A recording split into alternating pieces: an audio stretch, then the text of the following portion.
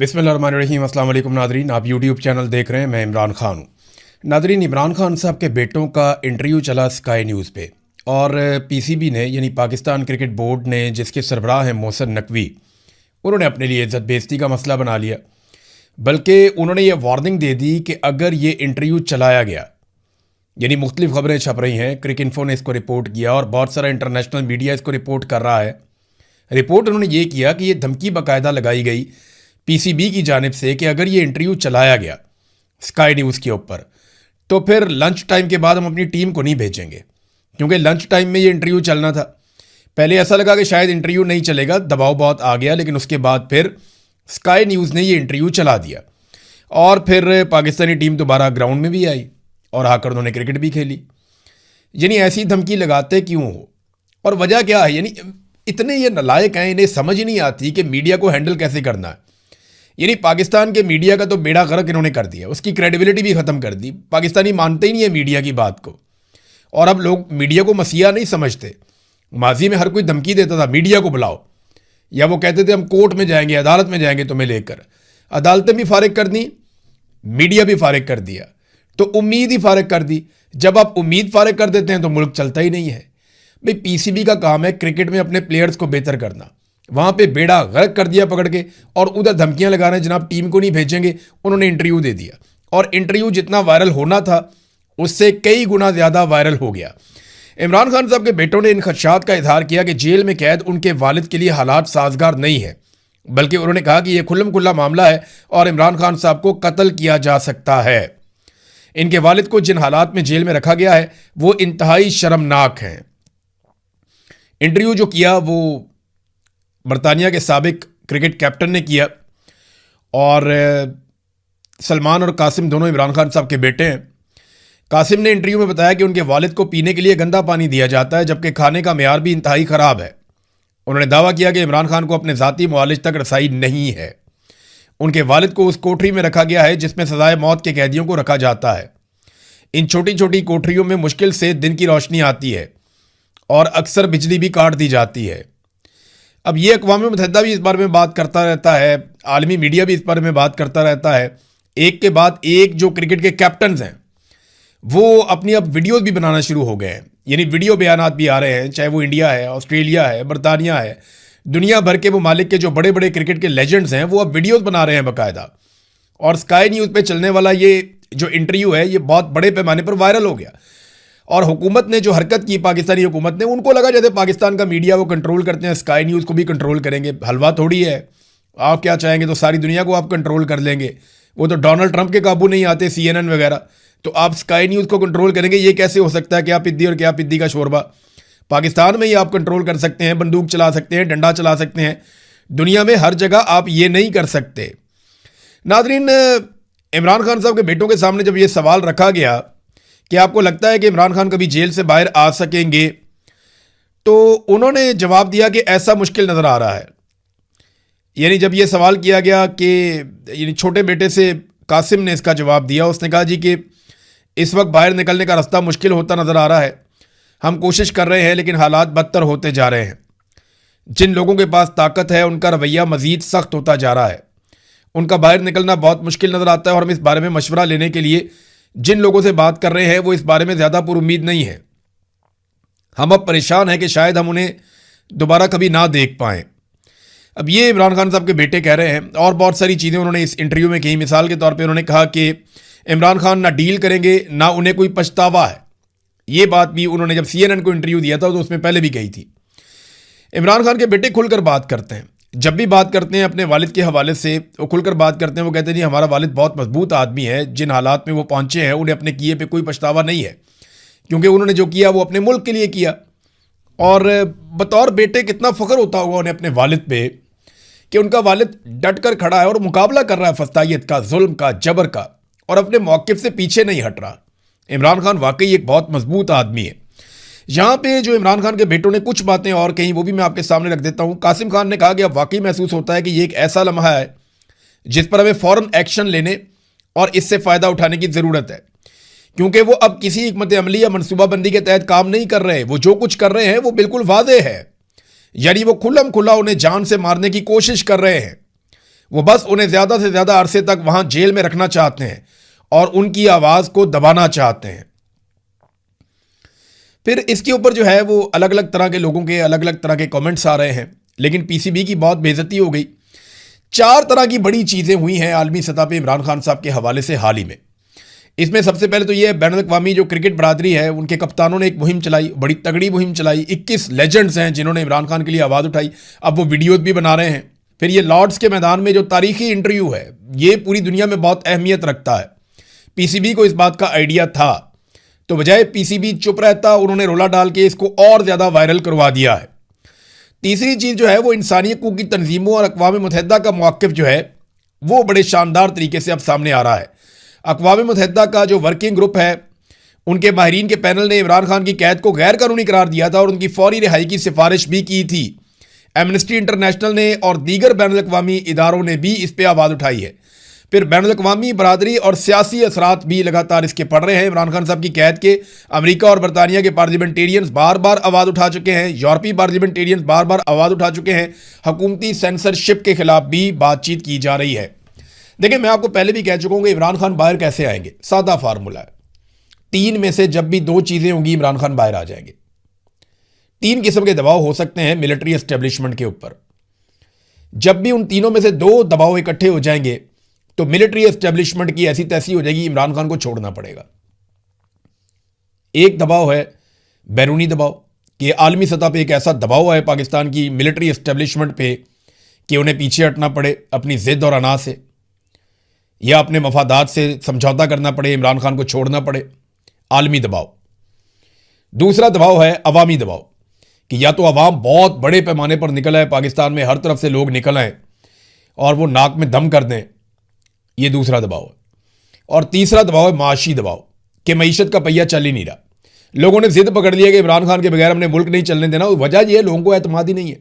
एक जाली सरकार बैठी हुई है, अदलिया कंट्रोल्ड है, मीडिया कंट्रोल्ड है, कोई किसी का माल खा जाए बचाने वाला कोई नहीं है, सारे इदारे कंप्रोमाइज्ड हैं, अमनो अमान की सूरत हाल बदतरीन है और सियासी इस्तेहकाम है नहीं। इन चीज़ों के साथ जो है वो मईशत तो तबाह होनी थी और वो हो गई है। तो एक दबाव इस वक्त मौजूद है, वो है माशी दबाव। इस हुकूमत को हर साल $20 अरब के आसपास पैसा चाहिए सिस्टम को सिर्फ घसीटने के लिए। कम से कम इतना पैसा इनको चाहिए। अब ये इतना पैसा कैसे इकट्ठा कर सकते हैं, सवाल ही पैदा नहीं होता। $50 अरब अगले 2-3 साल के अंदर इनको चाहिए, जिसको ये सिस्टम चलाने के लिए इस्तेमाल करें। इतना पैसा लाएंगे कहां से, कौन देगा इन्हें इतना पैसा?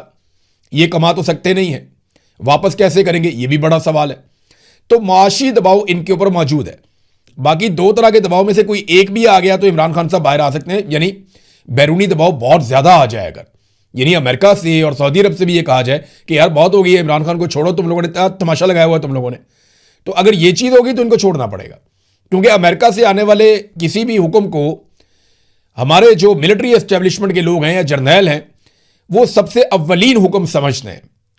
मैंने आपको कहा था ना कि जो हमारी अस्करी क़यादत होती है उसका जो दुनियावी किबला है वो पेंटागन है, वो कहीं और नहीं है।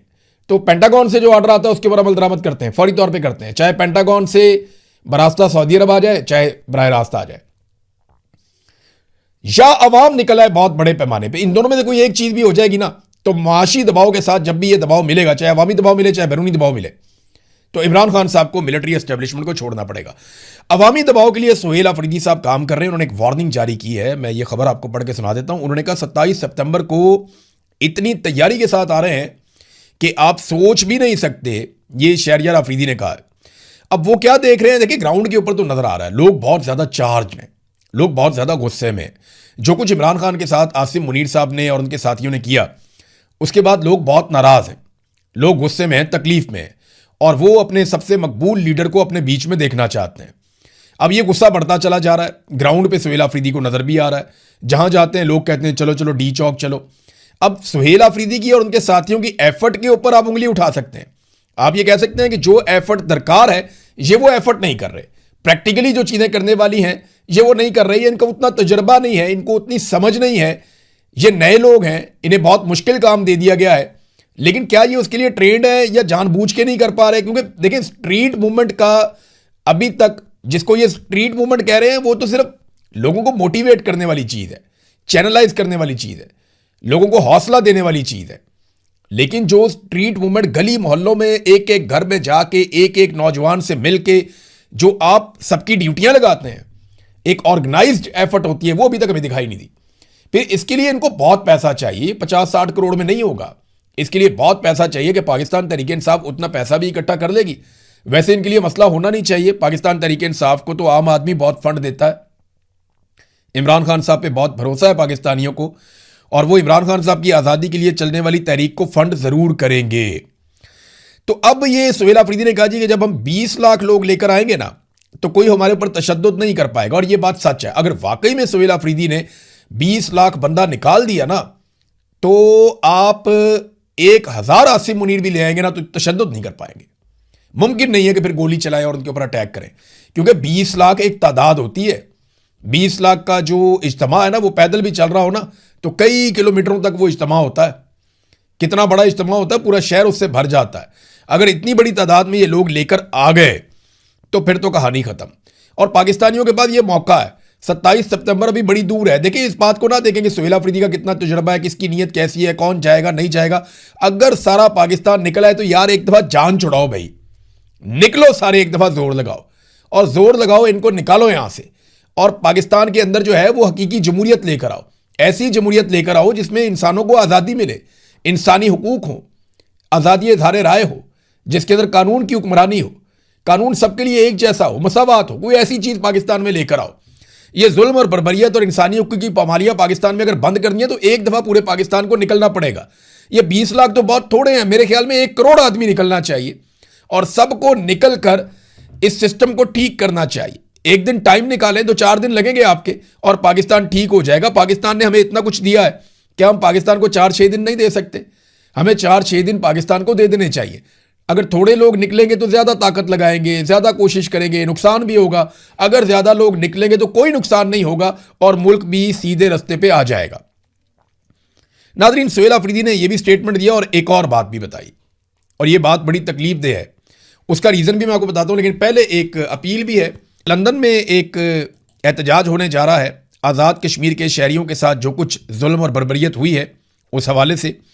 रावलाकोट में जो सूरत हाल जारी है, उनके साथ इजहार यकजहती के लिए पाकिस्तान हाई कमीशन लंदन के सामने आज शाम को 4 बजे, जुमे की नमाज के बाद आज शाम को 4 बजे 28 अगस्त को लंदन के कश्मीरियों से ये अपील की गई है कि निकलो, रावलाकोट में अपने लोगों की आवाज़ बनो।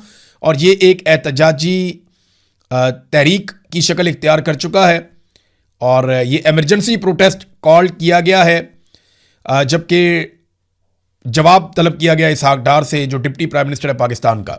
ये सुहेल अफरीदी का दूसरा स्टेटमेंट आप देखें। वो कहते हैं जी हमारी पुलिस बगावत पर उतर आई है, क्योंकि उनको पता लग गया है कि वो क्यों मर रहे हैं, किसके लिए मर रहे हैं, किस पॉलिसी के तहत मर रहे हैं। इस पॉलिसी के तहत जो खैबर पख्तूनख्वा में इंप्लीमेंट की गई है, इसका कोई फ़ायदा नहीं है। पाकिस्तान को तबाह होता देख रहा हूँ, ये वज़ीर आला खैबर पख्तूनख्वा कह रहा है। मैं आपको ये बल्कि सुना देता हूँ कि खैबर पख्तूनख्वा के वज़ीर आला ने क्या कहा, ताकि आपको समझ आए कि वहाँ हो क्या रहा है। ये सुने आप। हमारे पुलिस वाले बगावत करने पर उतर आए हैं, क्योंकि उनको भी पता लग गया है कि हम किसके लिए मर रहे हैं, क्यों मर रहे हैं, क्यों, किस पॉलिसी के तहत मर रहे हैं। उस पॉलिसी के तहत जो 22 साल से खैबर पख्तूनख्वा पे इंप्लीमेंट है, और उसका कोई फायदा ही नहीं है। जिन्होंने इदारों को, तमाम इदारों को यरगमाल बनाया हुआ है, जिन्होंने पार्लियामेंट को यरगमाल बनाया हुआ है, जिन्होंने जमहूरियत को यरगमाल बनाया हुआ है, अगर उन्होंने होश के नाखून नहीं लिए तो पाकिस्तान तबाही की तरफ जा रहा है। और मैं देख रहा हूं कि पाकिस्तान तबाह हो रहा है। ये पॉलिसीज, ये रवैया, ये बंद कमरों के फैसले, ये मेरे पाकिस्तान को खा रहे हैं। अब ये वज़ीर आला चिल्ला चिल्ला कर कह रहा है जो तबाही आ रही है। और अभी ये हालात क्यों खराब हुए मैं बताता हूं। लकी मरवत में एहतजाजम करम पुल को बंद कर दिया गया है। पुलिस एहलकार और अमन कमेटी के रुकन समीउल्लाह के पेशावर से मुबैना अगवा के खिलाफ ये एहतजाज अब शुरू किया गया है। पुलिस एहलकार समीउल्लाह, अब ये जो पुलिस एहतजाज कर रही थी, वहाँ जो अमन कमेटी के रुकन है समीउल्लाह, उन्हें अगवा कर लिया गया। आपको पता है कौन अगवा करता है? जबरी तौर पे गुमशुदा किया गया जो पुलिस एहलकार एहतजाज कर रहे थे फौज की मुदाखलत के खिलाफ या मिलिट्री ऑपरेशन के खिलाफ, या वो जो लोग कह रहे थे कि जनाब यहाँ पे दहशतगर्द आते हैं तो उन्हें सहूलतकारी दी जाती है फौजी अफसरान की जानिब से, और वो ये कह रहे थे कि उनके पास इनके सबूत और वीडियोज भी मौजूद हैं। अब समीउल्लाह साहब जो हैं, इनका ताल्लुक पुलिस से, और ये लोग एहतजाज कर रहे हैं कि फौज की वजह से दहशतगर्दी हो रही है, जबकि फौज कहती है हमने दहशतगर्दी खत्म करनी है, हमें ऑपरेशन करने दो। वो कहते हैं जी आप ऑपरेशन नहीं करने आ रहे, आप मादनियात लेने आ रहे हैं। वहां पे ये फड्डा पड़ा हुआ है। अब समीउल्लाह साहब को जबरी तौर पे लापता कर दिया गया है और उनका कोई पता नहीं चल रहा। उसके बाद कुछ धमकियां सामने आई, मैं आपके सामने रख देता हूं। लकी मरवत की सारी पुलिस लकी लाइन में पहुंच चुकी है और ये सादा कपड़ों में पुलिस वाले हैं, इनके पास इनके हथियार हैं। तमाम दफातर बशमूल लकी मरवत की जो कचहरी है, लकी मरवत की जो जेल है और जजेस की जो जजेस के गनर्स हैं, जो DHQ के ऊपर सिक्योरिटी है या इलेक्शन कमीशन और खजाना गार्ड से पुलिस सिक्योरिटी फौरी तौर पर वापस लेने का उन्होंने ऐलान किया और तमाम एहलकारों ने ड्यूटी छोड़कर अपने अमन कमेटी के मेंबर के अगवा के खिलाफ एहतजाज में शिरकत की है। यानी अब जितने वहां पे लोगों को सिक्योरिटी मिली हुई थी वो सिक्योरिटी भी पुलिस ने वापस ले ली और वो सारे पुलिस वाले इकट्ठे होकर जो लकी मरवत में इनका पुलिस लाइन है वहां पे इकट्ठे होकर एहतजाज कर रहे हैं। उन्होंने मुतालबात किए हैं कि फौरी तौर पे हमारे बंदे को बाजियाब किया जाए। अब लकी कचहरी, लकी जेल, जजेस के गनर्स, DHQ, इलेक्शन कमीशन, खजाना गार्ड से पुलिस फौरी तौर पे वापस लेने का उन्होंने ऐलान कर दिया, नंबर 1। नंबर 2, तमाम लोग कान खोलकर सुन लें, अगर हमारे कमेटी के मेंबर को कुछ भी हो गया तो हम जिले के तमाम दफ्तरों को आग लगा देंगे। ये कौन कह रहा है? ये पुलिस कह रही है। वो कह रहे हैं जनाब आप हमारा बंदा अगवा नहीं कर सकते। अगवा कौन करता है हम सब जानते हैं, मिलिट्री एस्टेब्लिशमेंट अगवा करती है, एजेंसियां अगवा करती हैं। अब उन्होंने पुलिस को अगवा कर लिया कि तुम हमारे खिलाफ एहतजाज करते हो। पिछली मरतबा भी जब 2024 में एहतजाज हुआ था तो कुछ पुलिस वालों को जबरी तौर पे लापता किया गया था, टॉर्चर किया गया था, कुछ की नौकरियां खा गए, कुछ को ट्रांसफर पोस्टिंग कर दिया तो मामला संभाल लिया था। अब यह मामला बहुत बिगड़ गया है और पुलिस बगावत पे उतर आई है। मुझे अच्छी तरह याद है एक दिन एक मेजर जनरल ने मुझे कहा था कि हमारे गंदे कपड़े पुलिस धोती है, हम पुलिस के बगैर नहीं चल सकते, अगर पुलिस हमारे साथ कोऑपरेट ना करे तो हम किसी एक जिले में भी काम नहीं कर सकते। अब लकी मरवत और बन्नू की सूरत हाल आपके सामने है और यह बहुत बड़ा चैलेंज है पाकिस्तान की मिलिट्री एस्टेब्लिशमेंट के लिए। अच्छा देखिए इनकी तवज्जो किन चीज़ों पे, किन कामों पे। अब अचानक सारे मिलकर फजलुर रहमान के ऊपर पिल पड़े हैं, यानी फजलुर रहमान के ऊपर तनकीद शुरू करवा दी है।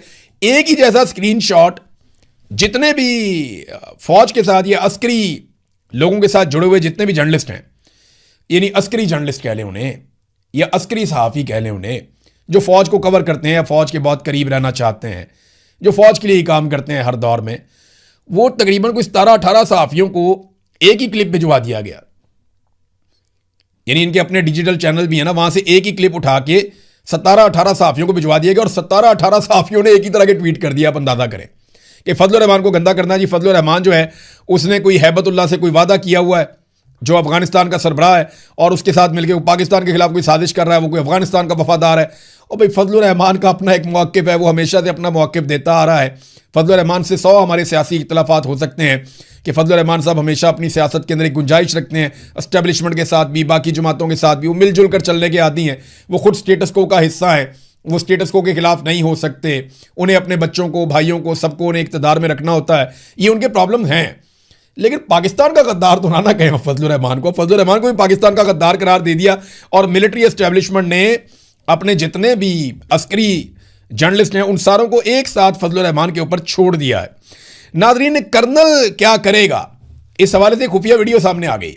जब कर्नल और उसकी बीवी ने यूनिवर्सिटी के अंदर जाकर उछल कूद की, पहले उसकी मुबैना बीवी जो है वो वहाँ पे मार कुटाई करती रही, डंडे छीन के पुलिस से मारती रही, लातें मारती रही, बैरियर गिराती रही, बदतमीजी करती रही, धमकियाँ देती रही, स्टूडेंट्स को हरासा करती रही।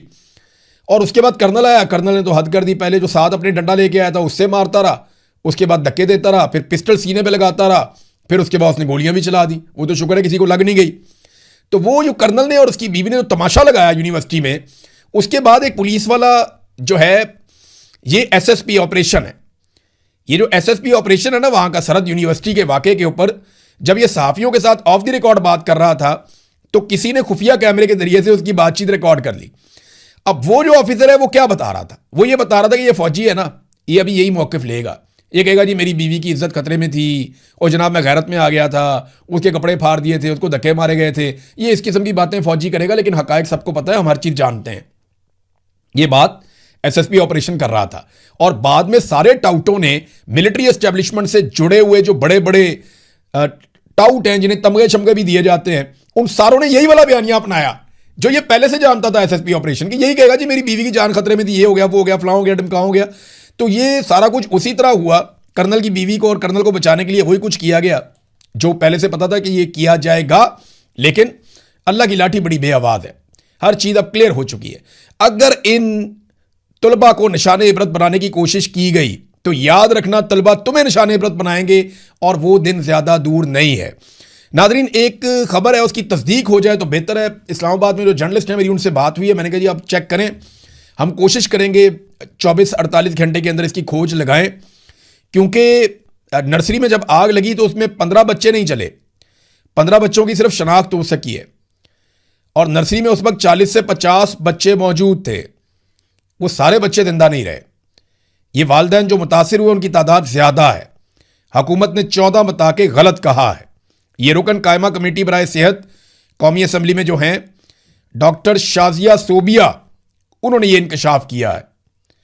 अब अगर ये बात ठीक है, इसकी तस्दीक हो जाएगी अगले 24 घंटों में, 48 घंटों में इसकी हम खोज लगाएंगे, पता करवाएंगे। मैंने तो 4 दोस्तों से गुजारिश की है, तो पता चलेगा तो आपके साथ हम शेयर करेंगे। वैसे अगर ये ऐसा है तो ये बहुत बड़ा सानिया है। इसके ऊपर तो मुस्तफ़ा कमाल का इस्तीफ़ा तो बनता है, सेक्टर कमांडर का जो दोस्त अस्पताल पे काबिज है उसका भी इस्तीफ़ा बनता है, उसको भी हटाना चाहिए। अब तक के लिए इतना ही, अपना ख्याल रखिएगा, अपने चैनल का भी। अल्लाह हाफ़िज़।